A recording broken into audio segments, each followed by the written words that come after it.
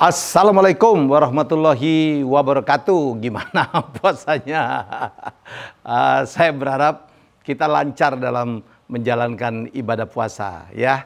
Sholat juga jangan tinggal gitu ya. Dan ini hari ketiga ya. Kalau saya sih dari kecil puasa, dari umur 4 tahun, 5 tahun saya udah puasa, udah full dulu orang tua saya mengajarkan saya untuk puasa. Anak-anak saya pun juga puasa ya, dari kecil, dari umur 4 tahun 5 tahun udah kita ajarkan untuk puasanya. Persoalannya ada orang yang puasa itu jadi lemes gitu ya, jadi kerjanya males gitu. Jangan ya, nanti Ustadz Erik Yusuf ya, sohib saya ini yang keren, Ustadz milenial, akan bicara tentang meningkatkan etos kerja selama bulan puasa. Jangan kendor ya, bukan berarti kalau puasa itu produktivitas harus turun. Kalau saya malah lebih produktif. Kenapa? Karena tidak mikirin makan, nggak mikirin minum gitu. Jadi distraction itu, godaannya menjadi berkurang ya. Dan jangan lupa ya, panteng terus nih ya YouTube channel Helmi Bicara, karena di episode spesial Ramadan ini, yaitu bukber di YouTube, kita sebentar lagi akan mengumumkan bagaimana caranya untuk mendapatkan rejeki gitu ya, hadiah yang kita sebut rejeki bulan Ramadan lah, dalam program yang didukung oleh Paid In dan juga Raja Herbal. Mereka kolaborasi nih guys ya, membuat tantangan rejeki 500 miliar melalui tantangan-tantangan mulia. Keren tantangannya ya, buruan jangan sampai ketinggalan untuk ikut ya. Mari kita rame-ramein. Nanti teman-teman akan membahas bagaimana cara mengikutinya ya. Ya, saya udah nggak sabar untuk mempersilahkan teman-teman saya, udah siap mereka di studio ya. Ada Nisa Farela, ada Mila Aswan, ada Boah, dan tentu saja ada sahabat saya Ustadz Erik Yusuf. Silakan.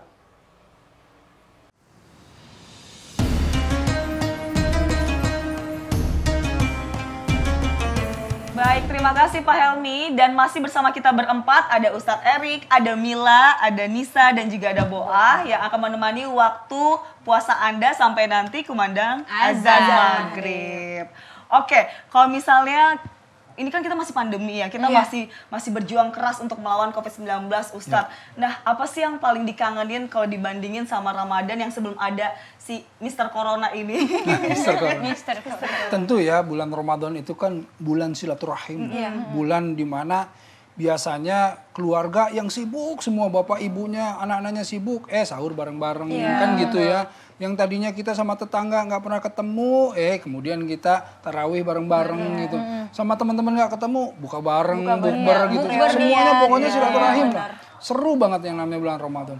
Ketika ada pandemi, kita kan jadinya nggak bisa kemudian silaturahim langsung gitu. Jadi melempem ibaratnya tuh. Melempem. Iya, di rumah baik kan, kagak kemana-mana. Jadi online-an gitu ya, kemana-mana gitu. Nah, tetapi mungkin sebagai gantinya, alhamdulillah kita bisa di rumah sama-sama terus gitu.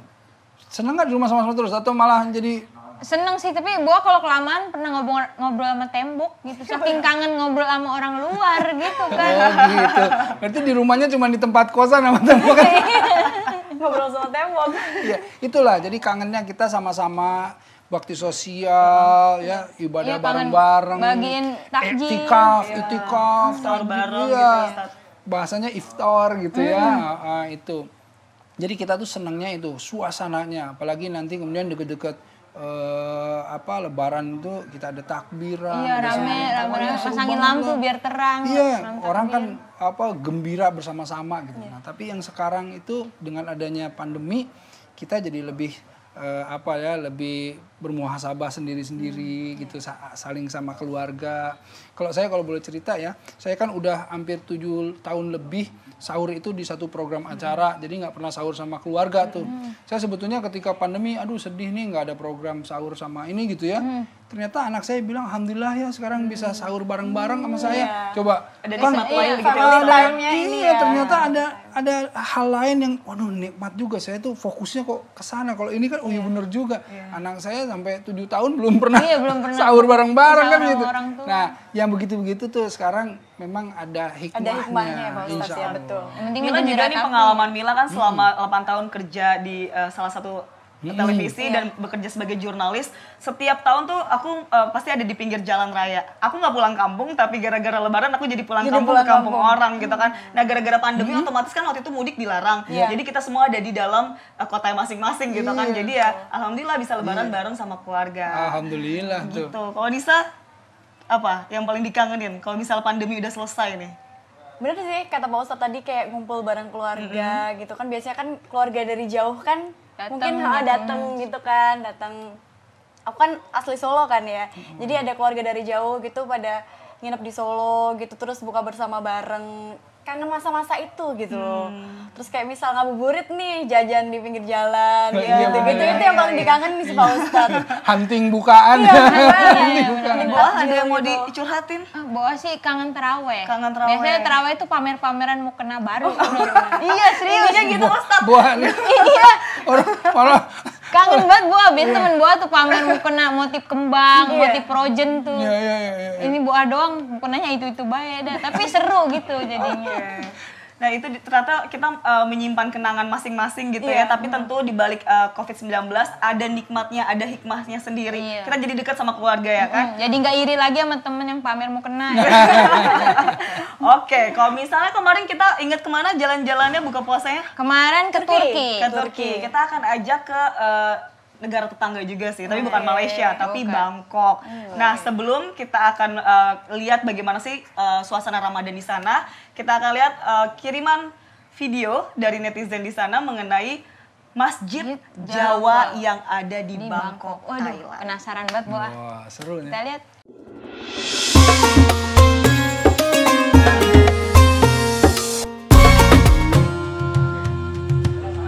Sambil ini dihubungin aja, Bang. Ini masih belum nyambung, ini ntar zoomnya lagi dirapin lagi.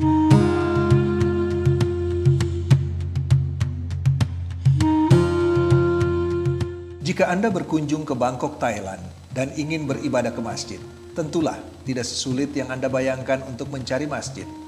Di kota Bangkok saat ini jumlah masjid lebih dari 250 buah. Salah satunya di daerah Saton, Bangkok. Di situ terdapat sebuah masjid yang memiliki kedekatan dengan orang Indonesia. Namanya Masjid Jawa.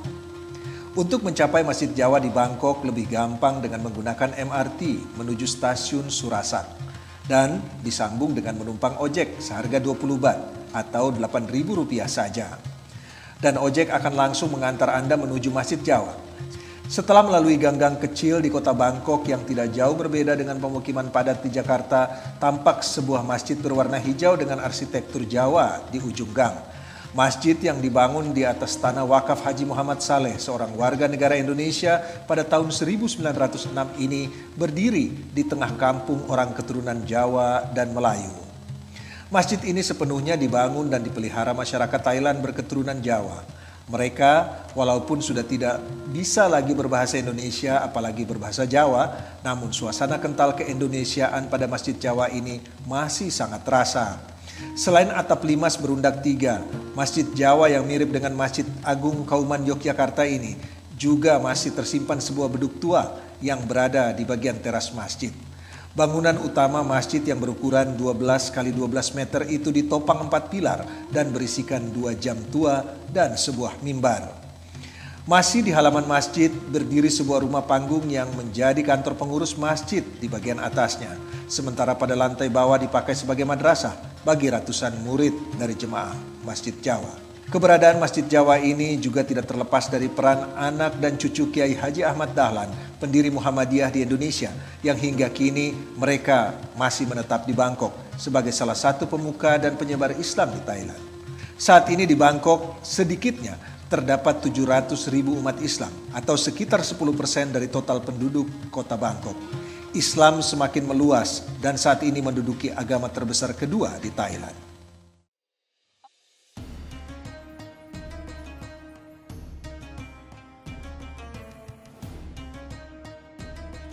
Oke netizen, langsung aja kita bergabung bersama salah satu diaspora yang ada di Bangkok, Thailand, Mas Hamam Supriyadi. Assalamualaikum Mas Hamam. Assalamualaikum. Waalaikumsalam Mbak, apa kabar? Alhamdulillah baik. Di sini juga ada Ustadz Erik Yusuf, Mas Hamam. Ya, Assalamualaikum. Assalamualaikum Ustaz. Assalamualaikum warahmatullahi. Mas Hamam, tadi kita sempat putar kiriman video dari netizen terkait dengan masjid Jawa yang ada di Bangkok, Thailand. Sebenarnya sekilas sama aja kayak di Indonesia ya, kayak di Jakarta begitu. Nah, Mas Hamam sendiri adalah ketua diaspora Bangkok, Thailand. Apa sih yang akhirnya menurut Mas Hamam apa yang membuat berbeda masjid Jawa ini yang ada di Bangkok, Thailand dengan masjid yang ada di Bangkok, Thailand juga? Oke, Masjid Jawa itu menjadi tempat kami bernostalgia. Kalau bagi kami warga diaspora Indonesia yang tinggal di Bangkok, tempat kami bernostalgia, kadang melepas rindu pada kampung halaman, bisa dikatakan seperti itu. Karena kami arsiteknya yang masih asli Jawa, kemudian ketemu dengan beberapa orang keturunan Jawa yang ada di sana, itu kita merasa seperti kita berada di kampung sendiri, seperti itu. Ya. Jadi arsiteknya langsung dari orang Indonesianya gitu ya, Mas ya? Iya. Ya betul, ya itu masih asli. Jadi itu arsiteknya tidak dirubah, jadi memang seperti itu dari awal dibangun. Jadi kalau kita lihat dari kubahnya itu sangat mirip dengan kubah dari masjid-masjid yang ada di Jawa ya, mungkin seperti Masjid Kauman yang ada di Jogja, atau yang masjid di Kauman di Semarang kalau tidak salah, saya pernah membandingkan, itu sangat mirip sekali.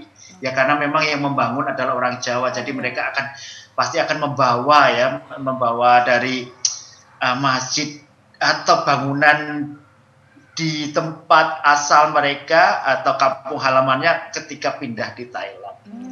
Mas Hamam, kalau di Bangkok itu komunitas ini orang Indonesianya, orang Muslimnya banyak nggak di sana, Mas Hamam? Muslimnya banyak Ustadz. Jadi kita Muslimnya cukup banyak ya. Yang mungkin kita bisa juga anggap seperti proporsinya mungkin sama seperti kalau kita ada di Indonesia ya. Mesti bisa mewakili dari ada di Indonesia cukup banyak. Dan kita juga saling istilahnya bersilaturahmi juga dengan berbagai kegiatan yang majelis keagamaan ya, seperti ada dengan majelisnya di Masjid KBRI atau dengan majelis Islam yang di luar untuk mengadakan pertemuan-pertemuan ya, baik ibu-ibunya juga mereka punya kegiatan untuk saling silaturahmi dan mungkin saling belajar tentang agama, untuk walaupun tidak ada di tanah air tapi tetap berusaha agar kehidupan sama seperti kehidupan ketika ada di tanah air. Berarti lagi pandemi begini, apa pulang atau tetap stay di sana? Atau lockdown nggak bisa pulang nih Mas Hamam? Iya betul ini. Kalau Ustaz menanyakan tentang pulang, kita jadi sedih Ustaz. Oh, gitu. Karena kita sudah hampir 1 tahun ini setelah pandemi itu mulai dari akhir Maret tahun lalu itu sampai sekarang kita masih belum bisa pulang. Sebenarnya bisa kalau ingin pulang, tapi prosedur baliknya itu akan sulit. Maka lebih baik kita akan stay saja di sini agar tidak punya masalah, karena banyak juga seperti orang Indonesia atau mahasiswa Indonesia yang masih stuck, yang masih berada di Indonesia, tidak bisa balik lagi ke Thailand karena itu masih prosedurnya masih agak rumit seperti itu. Ya betul. Ya anak saya juga sama ya, dari Mesir bisa pulang, ya dievakuasi pulang, tapi kesananya lagi sulit. Kesananya lagi sulit. Emang begitu. Betul. Ya, seperti itu ya. Sebenarnya kalau misalnya ditanya makanan Thailand dan juga Indonesia nggak begitu jauh, berbeda, tetap ada nasi gitu ya Mas ya. Nah, apa sih yang paling dikangenin selama 1 tahun ini nggak bisa berkumpul sama keluarga? Makanan apa yang paling dikangenin Mas Hairam? Oke, untuk makanan ya, karena kebetulan saya orang Jogja. Kebetulan saya orang Jogja, pasti jawabannya pasti bisa ditebak. Gudeg. Dan kemudian seperti sate kelatak, tongseng, seperti itulah yang menjadi seperti itu yang kita kangeni, yang itu yang ya sangat sulit kita dapatkan kalau tidak memasak sendiri atau pesan dari orang Indonesia yang lain yang bisa memasak ya. Tenang Pak, di makanku ada gudeg Pak. Nah, iya. Makanku ada varian gudeg nih. Bapak bisa mesen ya. Iya benar. Bisa dikirim ke sana. Boleh, bisa. Nanti siapa tahu nanti Bapak pengen makan rawon, terus pengen makan gulai ikan, di makanku pokoknya ada semua nih Pak. Nah, tuh, pengen Pak. rendang juga, pas banget nih. Iya. Jadi bisa mengobati rasa rindu. Iya, ya. betul sekali. Betul, betul. Mas Amam, untuk sholat tarawih sendiri di sana sudah diperbolehkan pemerintah setempat atau memang harus tarawih dari rumah masing-masing? Kalau yang untuk yang ini itu sudah diizinkan ya untuk tahun ini. Jadi untuk yang tahun ini yang mulai Ramadan ini sudah diizinkan tapi memang masih social distancing ya. Jadi masih ada beberapa protokoler yang harus diikuti, termasuk untuk jaraknya itu masih diatur, tidak bisa seperti berdempetan seperti biasanya seperti itu ya. Tapi kalau tahun lalu itu kita semuanya tarawihnya di rumah masing-masing karena memang tidak diizinkan sama sekali tahun lalu. Tapi kalau untuk pemerintah setempat ada tindakan yang lumayan tegas nggak sih kalau misal ada suatu kumpulan atau suatu kerumunan gitu. Kerumunan. Di mana di sana gimana penerapannya, Mas? Halo, Mas Hamam. Sayang banget nih, Kel. Kalau itu memang lebih dari yang ditentukan oleh pemerintah, ya itu biasanya akan ada teguran mungkin sampai pada level ke istilahnya menghentikan dari kegiatan itu, ya seperti itu contoh itu pernah ada konser yang jumlah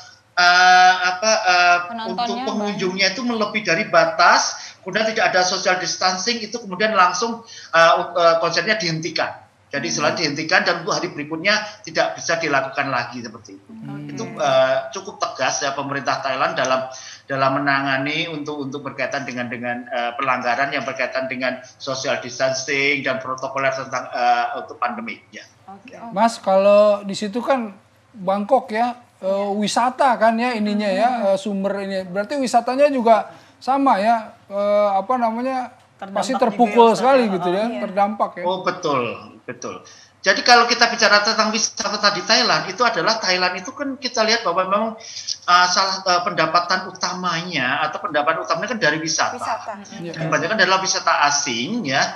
Nah dengan adanya penutupan dari Thailand untuk wisatawan yang baru mau dibuka tapi masih terbatas, itu membuat dunia wisata di Thailand yang berkaitan perhotelan itu adalah sangat terpukul.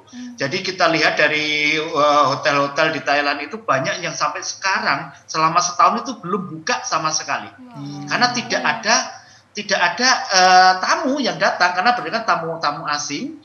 Kemudian juga banyak pegawainya, karyawannya yang kemudian banting setir untuk bekerja yang lain agar tetap bertahan hidup seperti itu. Itu kalau dikatakan memang dampaknya luar biasa di pariwisata di Thailand, ya betul. Jadi kalau mungkin dari teman-teman Indonesia yang pernah ke jalan-jalan ya ke Bangkok, ke Platinum, ke MBK itu ya yang atau ke Pattaya ya yang dulu itu sangat ramai.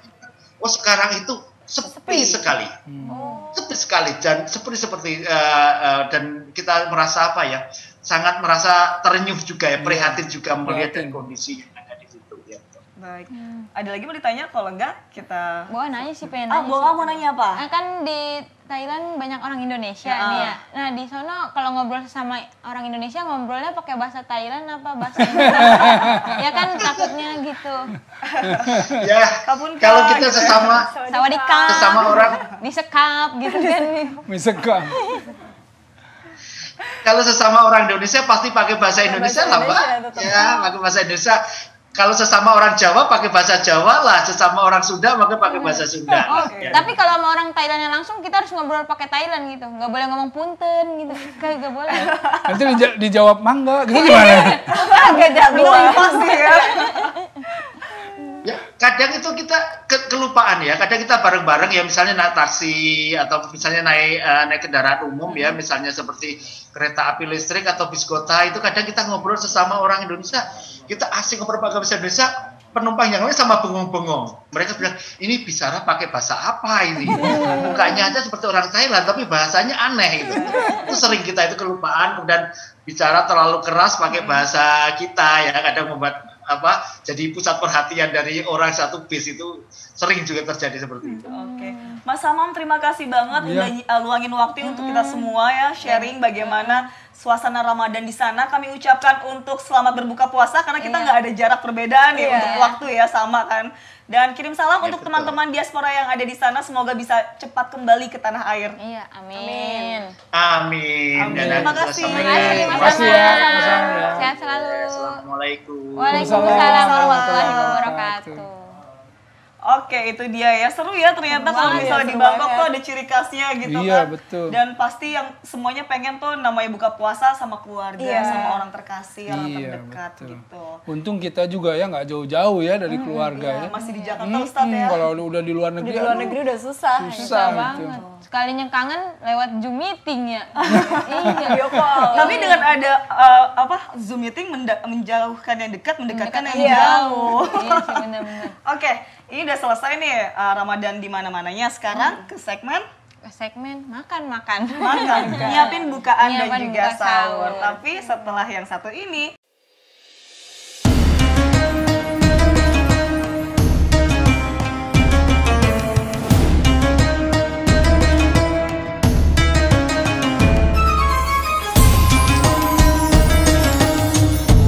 Mau masak rendang cuma males bisa berjam-jam sendiri. Aha, untung gak ada makanku. Satu, dia praktis. Dua, rasanya enak. Cita rasa asli Indonesia banget. Ada sambal, kremesan. Terus ini rempahnya juga nggak main-main. Ketiga, porsinya juga banyak.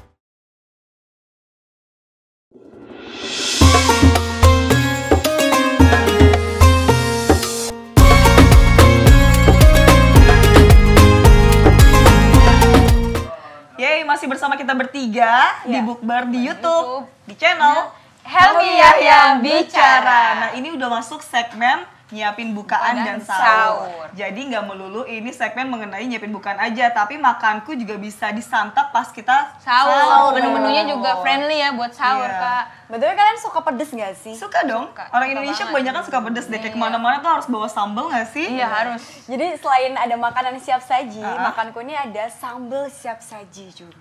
Ini komplit banget kan? Komplit banget. Apa sih yang nggak ada di makanku ya? Oh, ini Oke. semua ada. Nih kita lihat aja langsung. Di sini udah ada beberapa sambal nih. Ini hanya sebagian yang di bawah gitu. Masih ada di belakang lagi. Ada 40 varian sambal. 40 varian sambal. Jadi ada sambal terasi, sambal Oke. padang, sambal teri, terus ada sambal jengkol, yang suka jengkol tuh. Sambal pete juga ada. Ini Sambal menarik sih padang. Nisa, karena ada belut hijau, ada belut merah. Kalau hijau merah itu kan tergantung warna cabenya ya. Iya, benar Tapi yang banget. jadi pertanyaan ya Boah ya, dari adanya belut, ada iga, terus ada apa lagi sih? Ada ikan cumi, tongkol. baby cumi Iya, ya. ada baby cumi itu yang lagi viral sekarang nih. Oke, itu beneran ada potongan dagingnya atau cuman rasanya doang? Apa Beneran cabenya? ada dong. Oh, nggak Cabenya main-main. dimakan cumi. Dan itu banyak banget juga isiannya gitu. Boah, kamu bikin aku istighfar. Ya kali gitu kan, sambal tongkol dong ngunyah cabe halus gitu. Tentu gak ketulangan ya Boah ya. Oke, terus apa Langsung lagi? aja kita tanya Pak Ustadz kali ya. Pak Ustadz kira-kira Ya. suka pedes nggak sih? Saya pedes suka, tapi ya? nggak suka yang pedes-pedes banget gitu. Oke. Levelnya mungkin ya. Levelnya yang nggak ngegampar gitu. Nah, Iya kan yang ada. kayak buah-buah gini kayaknya pedes-pedes lagi. Dan Pak Ustadz di makanku ini ada variasi sambal juga, sambal kecap. Sambal kecap. Ada sambal kecap juga Pak Sambal Ustadz. kecap yang biasa ini. Iya bener. Jadi misal Pak Ustadz nanti kalau suka mau buka pedas. puasa nih, mau buka puasa pengen makan gorengan dulu, tinggal dicocol pakai sambal kecap. Saya tuh seneng banget sambal kecap, sambal matah gitu, Iya. berbagai rasa nih. Semua Nih, ada Pak Ustadz. Ini semua ada nih. Semua ada. Rasa sedih, seneng gitu ada. Yang nggak ada rasa yang pernah ada. Tapi jujur ya netizen, setiap segmen ini nih nyiapin bukaan sahur ini sebenarnya godaan juga buat saya. Iya. Karena selalu nelen ludah. Itu masuk amal juga ya Ustadz ya. Wah, gimana nih? Apalagi ya ini sambel ya. Aduh Iya. kayak menggoda lidah gitu kan. Nah sebenarnya kalau misal ini totalnya tadi ada 45. Nah ada ini 40. Bisa 40. Bisa didapatkan di Mana aja ya? Kalau ini bisa diorder langsung di Tokopedia, Shopee, atau bisa langsung kunjungi juga websitenya di www.makanku.co.id. Bisa juga langsung diorder di seluruh outlet Wong Solo Group. Harganya berapa, Ya, Kak? itu dia bisiknya berapa? Harganya sekitar 25.000 sampai 35.000. Oke. Ini kalian cocok sih netizen kalau misalnya mau nyogok bos, nyogok mertua ya Iya kan? kan? Pas bulan suci Ramadan biar makanannya praktis, kasih aja varian sambal, ini, sekardus, pakai ya kan? sambal ya kan? Bisa buat hampers juga loh. Iya, Ada kan sih. pasti Buat hampers ya? Iya, buat hampers loh. Buat Pak lebaran Ustadz. ya. Iya. Kalau enggak buat kode-kode keras. Kode-kode keras. Nih rasanya kayak kamu banget nih. Apa pedes gitu. Ustadz mau nanya dong kan ini Ya. ada salah satu jengkol ya Ustadz. Saya tuh juga suka jengkol, tapi jangan bilang-bilang. Jengkol Ustadz, Ya. pete juga. Gimana sih hukumnya kalau misalnya kita lagi puasa, terutama sahur gitu ya, kita makan jengkol, pete atau durian mungkin agak nekat. Hukumnya apa tuh, Pak hukumnya, Ustadz? Ya gini ya, untuk memahami fikih itu kita tuh harus lihat kondisinya. Karena kalau di dalam kaidahnya itu kan al aslu fi syai'in libahatu. Jadi segala sesuatu sebetulnya mubah. Ila ala dalilut bitahrimihi, kecuali ada dalil yang mengharamkannya. Jadi kalau misalnya ada sesuatu yang haram ya jadi haram gitu. Nah, kalau orang bilang bahwa makan jengkol makruh gitu. Itu kalau dalam kondisi apa? Makan banyak orang, terus kemudian akhirnya Sengaja gitu. akhirnya jadi kesel. baunya kena gitu kok ya. semua Iya, orang. betul. Akhirnya jadi makruh dia gitu. Jadi nggak baik gitu ya. Cukup mengganggu juga ya Pak Ustadz. Mengganggu karena kan baunya mengganggu gitu. Tapi kalau misalnya makan sesama penggemar jengkol, Nah, misalnya beda cerita. ini Komunitas pecinta trio jengkol, misalnya itu, Ya, itulah lain lagi gitu. Nah makanya kayak misalnya makan kambing gitu, kambing halal mubah boleh gitu. Tapi kalau buat orang yang punya penyakit kolesterol atau asam urat misalnya dan lain-lain, itu jadi haram, jadi nggak boleh gitu loh. Itu memahaminya gitu. Jadi silahkan perdalam makan jengkol dan asal tidak jadi mengganggu orang lain atau justru jadi diri sendiri. Ke diri sendiri kan bisa misalnya tiba-tiba dilarang karena misalnya dia punya penyakit apa dan lain-lain gitu ya. Tapi kalau nggak membawa sesuatu yang buruk gitu, ya nggak masalah. Oke, nggak apa-apa tuh berarti. Aman, Kak. Aman berarti. Aman. Ntar sahur makan jengkol. Bilang dulu sama kalau sama orang rumah pada seneng jengkol nggak gitu. Kalau enggak ya udah saya jauh-jauh aja makan. Tapi saran dari Ustadz sebenarnya baiknya tuh gimana sih kita buka puasa sama apa? Mungkin ada sunnah nabinya gitu ya? Nah, kalau gitu lain lagi. Karena kalau yang disunahkan kayak misalnya kita berbuka dengan Yang kurma. manis-manis. Ya, yang manis. manis. Yang manis itu bukan yang manis-manis. Kayak Minuman istri gitu kan. berbuka dengan trio bidadari bukan gitu. Yang manis itu betul-betul yang manis itu seperti kurma misalnya ya. Nah, misalnya kurma, kemudian kita itu minum air, jadi airnya juga yang manis kalau bisa atau seteguk air air putih bisa gitu ya. Yang penting jangan buka itu langsung makan kayak kita nih kayak mau disikat semua tuh gitu. Iya Karena kalau misalnya berbuka seperti itu akan kaget. Berlebihan ya Pak Ustadz. Berlebihan ya, pertama jadinya. Perut itu. juga. Yang kedua nanti kalau kita terlalu kenyang pada saat berbuka kan setelahnya ada rangkaian tuh. Ya saya nggak bisa ruku sama sujud Ustadz. Nah Iya, itu dia susah banget bagian ya. sholat maghribnya susah banget. Takut keluar kan, kalau keluar sayang ya, beli goceng ya jatuh lah. Pertama sholat maghrib. Nah ini hati-hati juga ya kan karena pandemi tapi nggak masalah biasanya. Tapi kalau nggak pandemi biasanya kan ada acara bukber. Iya Bu. Acara buka bersama itu seru kan. Bagian azan kita makannya sampai semuanya maghribnya lewat. Nah jangan sampai begitu. Iya, betul. Makanya berbuka yang seininya dulu, secukupnya aja. baru nanti sholat, habis itu baru diterusin. Oke. Gitu. Ustadz sebenarnya tuh yang benar kita batalin puasa dulu kan, kalau batal harus disegerakan kan, bukan maksudnya belum azan tapi udah harus enggak. Pas azan kita harus segera batalin. Nah sebenarnya itu batalin dulu atau baca doa dulu? Nah sebetulnya bukan batalin, tapi buka dulu. Buka dulu. Iya buka dulu. Jangan baca jangan doa. dibatalin sayang. Kan yang ngerti asar udah buka. Jadi gini ya, doa orang yang berpuasa itu betul-betul mustajab. Jadi sebelum kita buka kan bersiap-siap nih, beduk azan nih gitu. Nah ketika azan kita doa, ayo doa dulu. Nah setelah berdoa, misalnya doanya apa saja yang Minta kita jodoh apa gitu. boleh, asal jangan berdoa terus ini nggak buka-buka gimana? Sampai Isa ya. Sampai Isa nggak buka-buka. Enggak, tapi doa berbuka yang diajarkan ya, misalnya lakasum tuh bisa, dhahabat mau bisa gitu, yang mana aja. Terus misalnya ada hajat sedikit boleh lah, kayak tadi ya Allah lancarin jodoh ya Allah, bismillah kan gitu ya, itu boleh aja gitu. Nah tetapi tadi berdoa jangan ditinggalin, doa dulu kemudian buka. Nah, gitu. Dan itu harus, nah tajil itu artinya itu menyegerakan tajil. Makanannya itu namanya iftar. Kadang-kadang kita kebalik. Tajilnya apa nih? Gitu. Tajilnya itu dianggap makanan, padahal tajil itu bersegera, itu namanya tajil kalau dalam bahasanya. Nah, makanannya itu iftar. Gitu ya. Oke, menarik. Jadi gitu ya, teman-teman yang berdoa dulu baru kita buka, bukan batal ya. Nah, tapi Kak ada yang gua pengen tanyain. Biasanya gini Pak Ustadz, kalau ajan di TV sama ajan di kampung nih agak beda gitu kan. Di TV duluan, di kampung 5 menit gitu baru ajan. Kan kita jadi nungguin ya. Ya kalau gitu mah cari azan di TV yang 2 jam duluan. Jangan. Jadi fikirnya yang namanya azan itu di setempat. Azan setempat. Jadi waktunya itu harus sesuai dengan waktu di tempat kita. Jangan kita misalnya mau buka dengerin azan Mekah gitu ya, jangan. Cuman biasanya gini Pak Ustadz, masih di kampung tuh dia buka dulu emang ininya.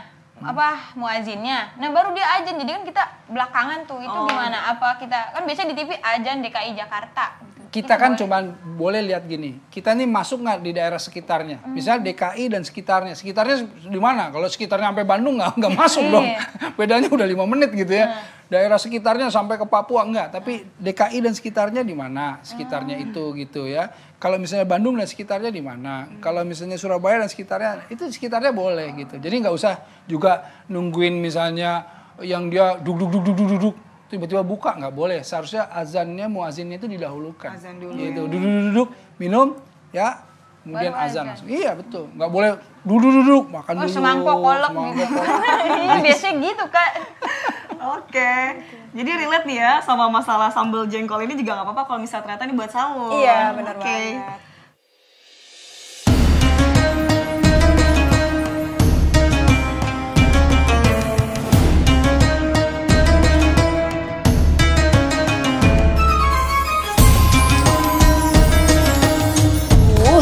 Masak rendang cuma males bisa berjam-jam sendiri. Aha, untung gak ada makanku. 1 dia praktis, 2 rasanya enak, cita rasa asli Indonesia banget, ada sambal kremesan, terus ini rempahnya juga nggak main-main. 3 porsinya juga banyak.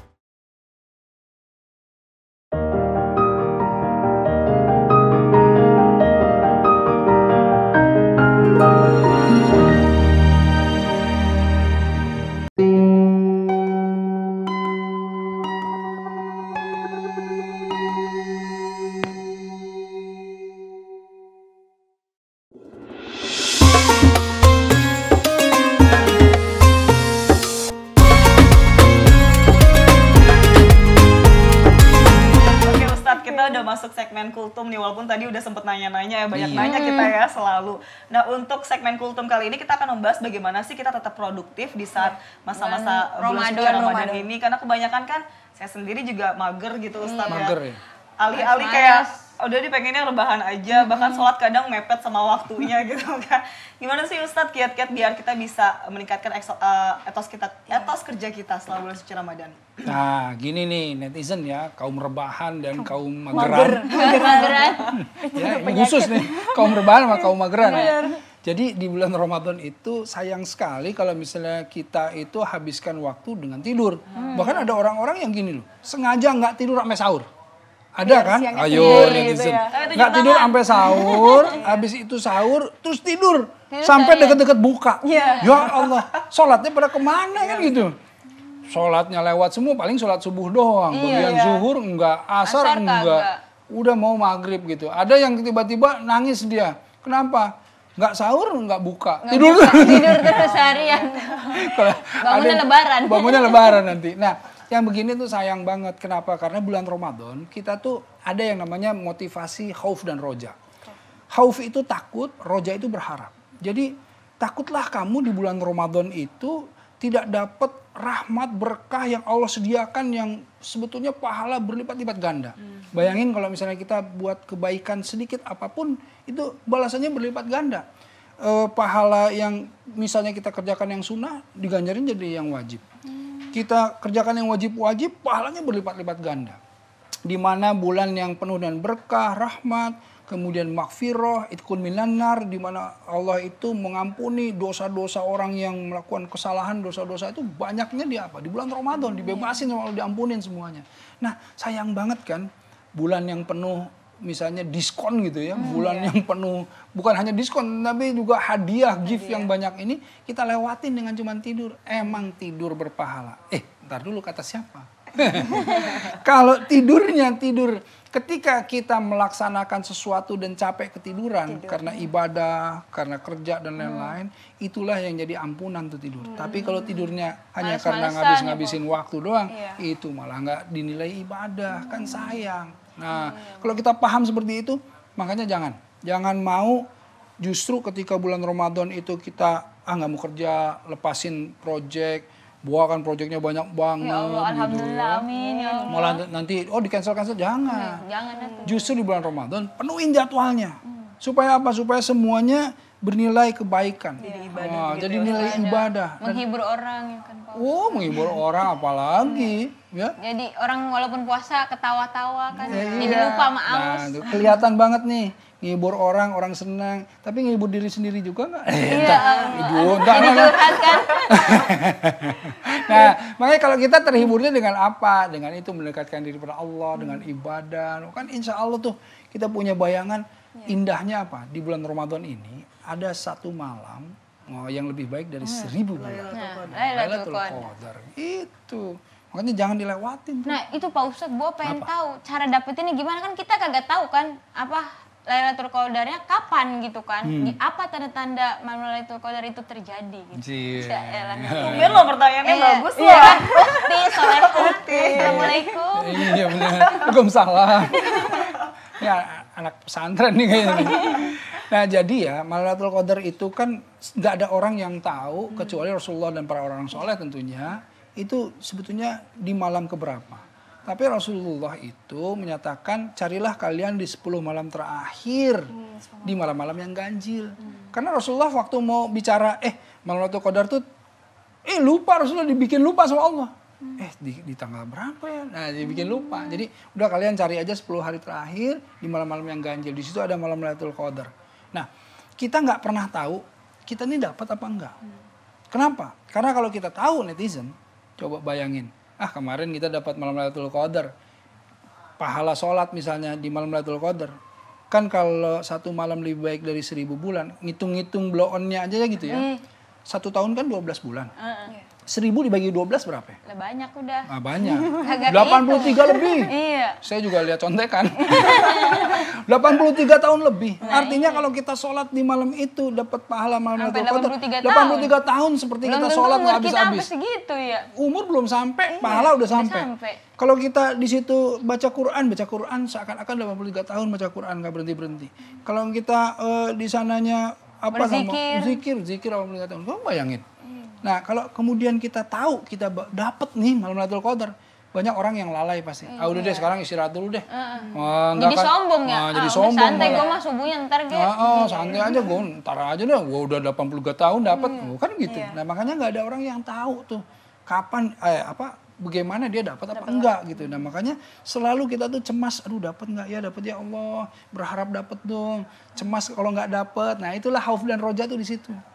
Gitu. Nah, tanda-tandanya seperti apa? Nah, kalau tanda-tandanya di dalam hadis ada yang menyebutkan Rasulullah SAW itu malam itu tuh malam yang nggak dingin, nggak juga panas. Tenang gitu ya Pak. Ya, sejuk karena gitu, menenangkan, sejuk. Kenapa? Karena malaikat-malaikat tuh turun. Jadi kalau orang bisa lihat itu semua penuh sesak semua sama malaikat karena malaikat sedang membagi-bagikan rahmat dari Allah. Masya Allah. Kebayang penuh bumi ini penuh sama malaikat-malaikat Allah semua. Karena semuanya diturunin sama Allah tuh, suruh bagi-bagiin semuanya. Itu malam Lailatul Qadar. Makanya di sana disebutkan sampai ke fajar itu dia itu akan terang. Dan kita merasa tenang, bukan malam yang bising gitu. Malam yang langit cerah gitu karena memang awannya kebuka semuanya gitu. Nah, itu tanda-tandanya.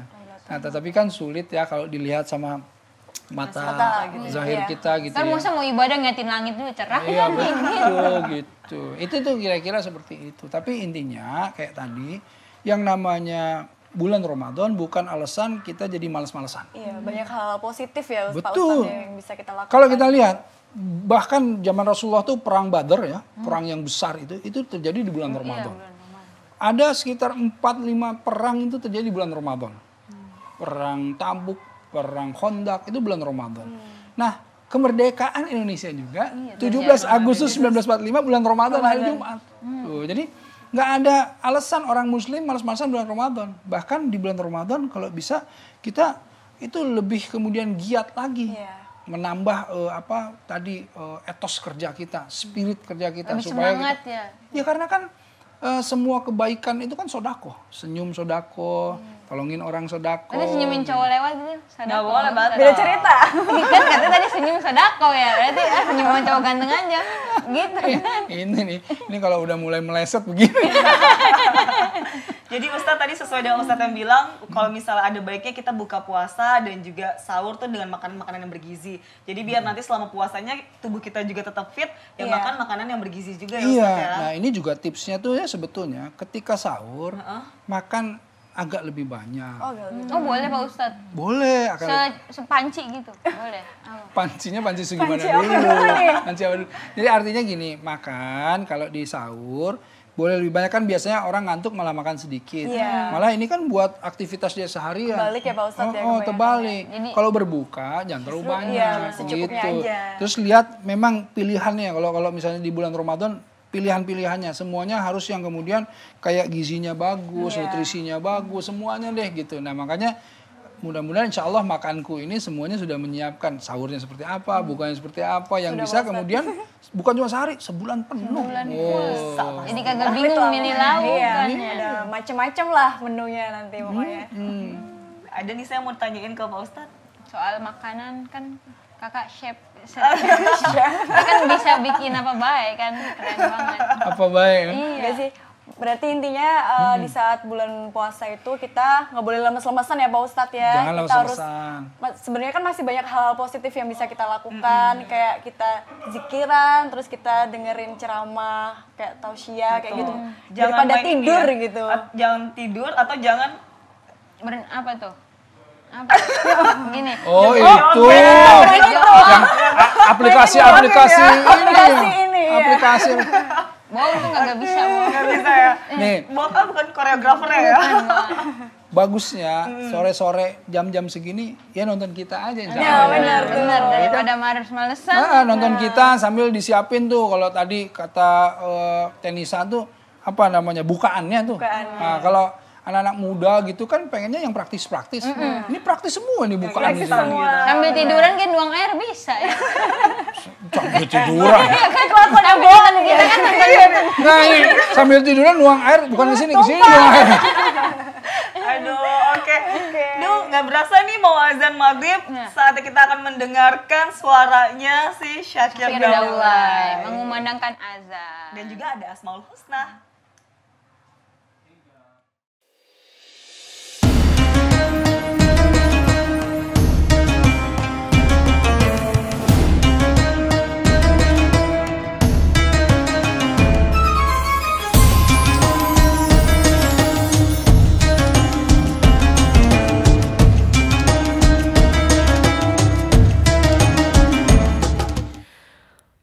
الله أكبر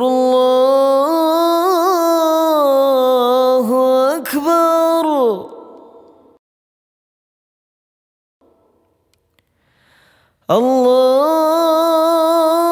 الله أكبر الله أكبر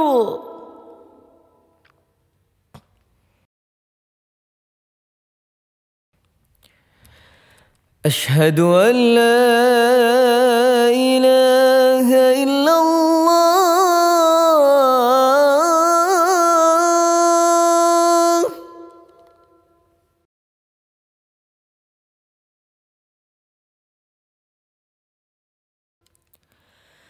أشهد أن لا إله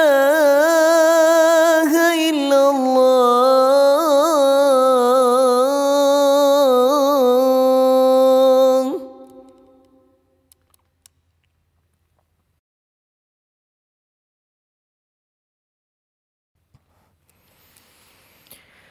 أشهد أن محمد رسول الله.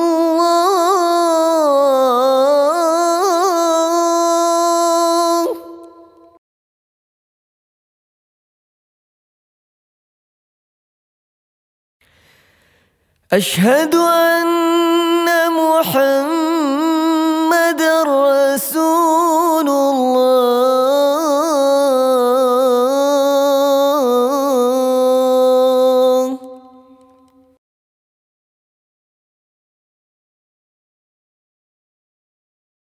حي على الصلاة.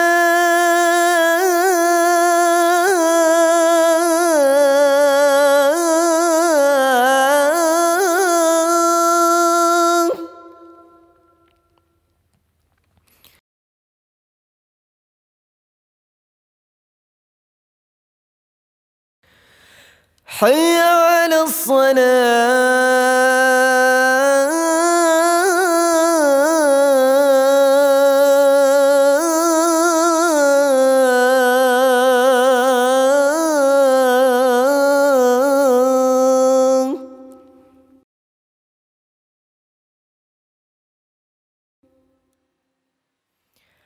حي على الفلاح.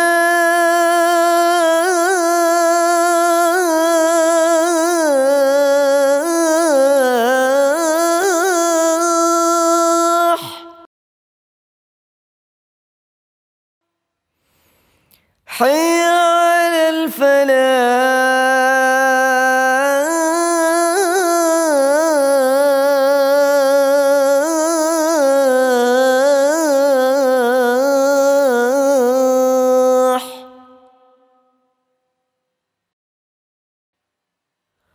الله أكبر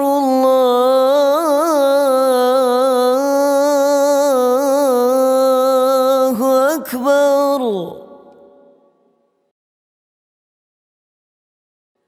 لا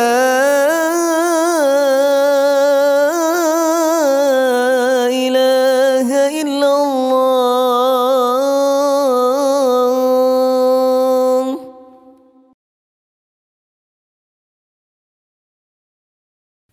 اللهم رب هذه الدعوة التامة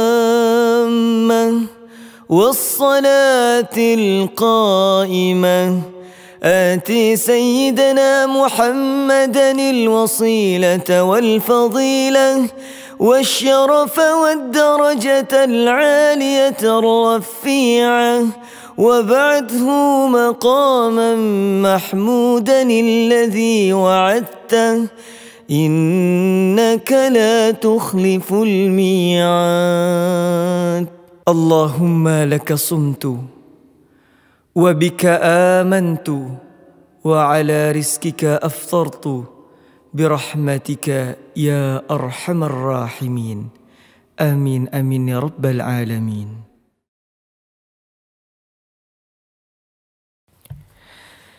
يا الله يا رحمن يا رحيم يا ملك يا قدوس يا سلام يا مؤمن يا مهيمن يا عزيز يا جبار يا متكبر يا خالق يا باري يا مصور يا غفار يا قهار يا وهاب يا رزاق يا فتاح يا عليم يا قبيض يا بسيط يا خفيض يا رفيع يا معيز يا مذل يا سميع يا بصير يا حكم يا عدل يا لطيف يا خبير يا حليم يا عظيم يا غفور يا شكور يا علي يا كبير يا حفيظ يا مقيت يا حسيب يا جليل يا كريم يا رقيب يا مجيب يا واسع يا حكيم يا ودود يا مجيد يا باعث يا شهيد يا حق يا وكيل يا قوي يا متين يا ولي يا حميد يا محصي يا مبدي ويا معيد يا محيي يا مميت يا حي يا قيوم يا وجيد يا مجيد يا وحيد يا أحد يا صمد يا قادر يا مقتدر يا مقدم يا مؤخر يا أول يا أخير يا ظهير يا بطين يا ولي يا متعالي يا بر يا تواب يا منتقم يا عفو يا رؤوف يا مالك الملك يا ذا الجلال والإكرام يا مقسط يا جميع يا غني يا مغني يا مانع يا ضار يا نافع يا نور يا هادي يا بديع يا بقي يا ورث يا رشيد يا صبور يا الله يا الله يا الله يا